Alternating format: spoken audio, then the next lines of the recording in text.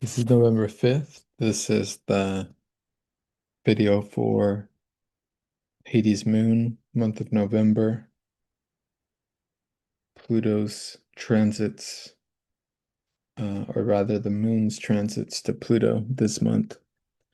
Starting a couple days ago with Pluto squaring the Taurus new moon, and this was yesterday and today, early today, at least in Pacific time. And of course, the Australians would have felt this a little earlier.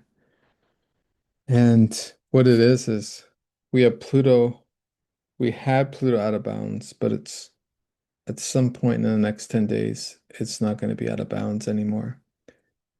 Pluto was incurring our revolutionary spirit as we rebel against these new digital prisons they're attempting to put on us, these illusory digital prisons, I should say, although all too real seeming. And with Pluto direct right now at 1 degrees Aquarius, we continue to feel the impact of Pluto destroying Aquarian technology that's not authentic or correct, and or destroying the inauthenticity of the lone hermit. All that Aquarius is symbolic of is being retested and scrutinized and destroyed for that which of it is not authentic. So Pluto is, with its momentum, slow, gradual momentum, it is driving to destruction anything, any of the symbolism of Aquarius that is not sharing and representing its full authenticity. And yet at the same time, Pluto in Aquarius seems to be also, since Aquarius is the symbol of man, the water bearer, it does seem to be changing, possessing, morphing what it is to be human.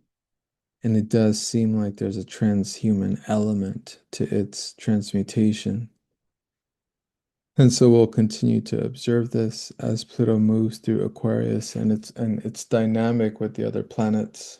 Now currently it's in trine with Uranus, but on November 8th, Uranus will retrograde back into Taurus.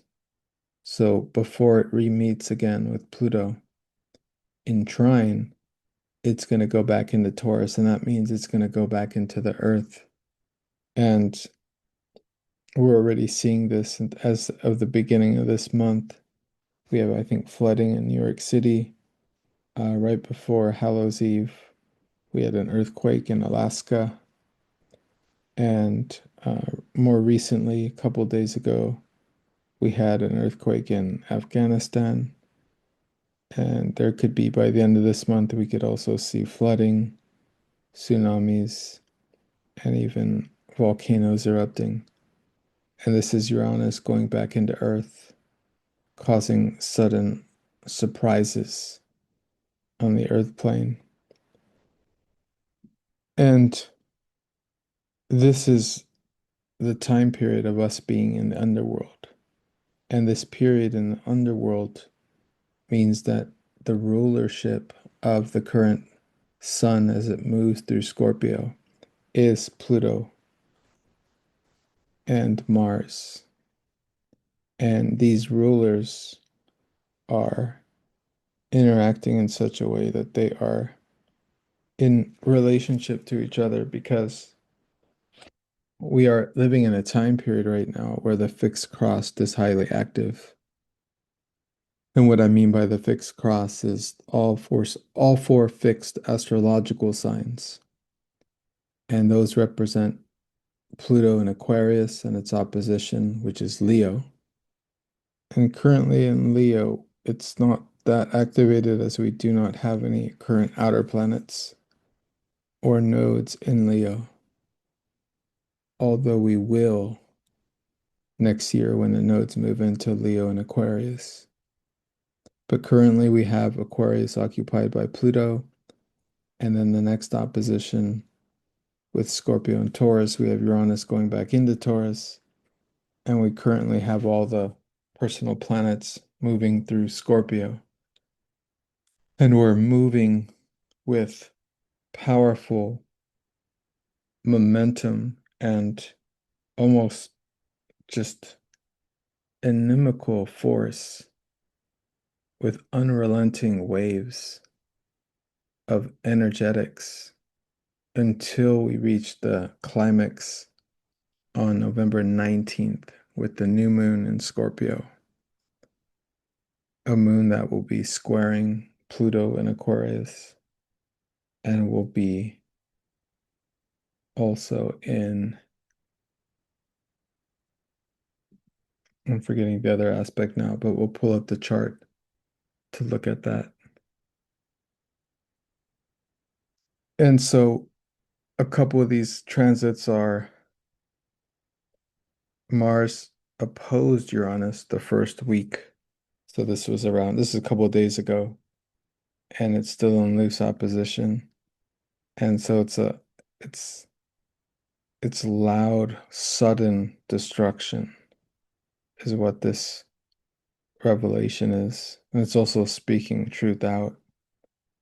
And not too far after that, and that's today, we had the full moon in Taurus, 13 degrees. Then Venus will enter Scorpio on November 7th. So Venus will enter the underworld, giving a certain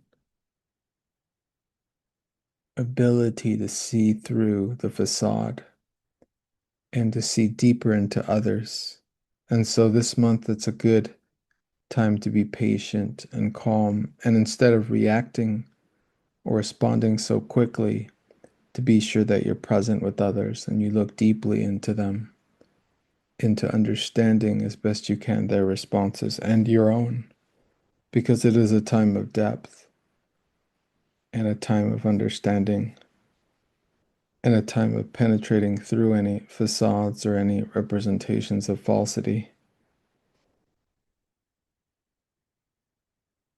And then, as I said, Uranus will go back into Taurus on November 8th, and then Mercury will go retrograde.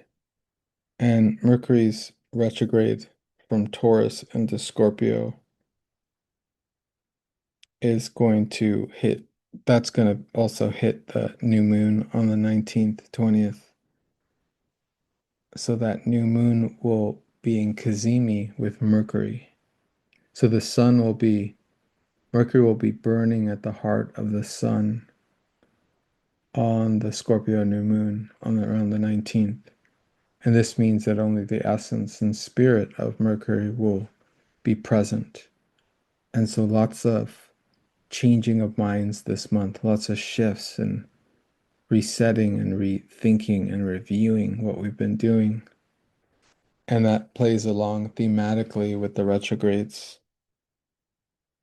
And this all means that these are powerful new beginnings that we're creating for ourselves every month. And this is happening near the end of the month on the anaretic degree of 29 degrees, or around the 29. This particular new moon in Scorpio will be 28 degrees.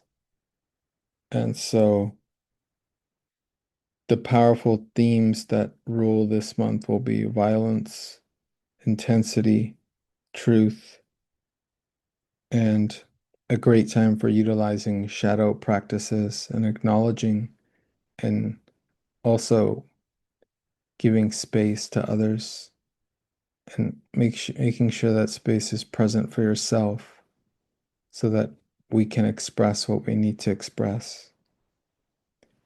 And with Pluto hitting this square with the Taurus moon yesterday, and on the 10th, right before Mercury goes retrograde with Pluto in opposition to the Leo moon, these periods of The 10th, the 17th, 25 are emotionally intense periods. As I've shared over time, these are usually when the emotion builds to a point where there could be a blowout, or there could be a transcendent experience where you culminate with some experience where you're able to get and meet across the bridge with another and penetrate to the truth of what is in an authentic way. And this is what it is with the retrogrades. I wouldn't fill your calendar too full this month. I would actually take breaks. I'm going to take some breaks from doing any extra videos after my video with Gary on Friday. And I'll just keep to my regular schedule of doing the gateways, the I Ching gateways of human design. But I wouldn't, especially for those with Virgo or Gemini in their chart, I wouldn't push matters this month. The pace and cadence of the planetary frequencies will be affecting us moment to moment. And so there will be sudden shifts and changes when we least expect it. And expect around this new moon a deep dive into the underworld, perhaps your own deep dive.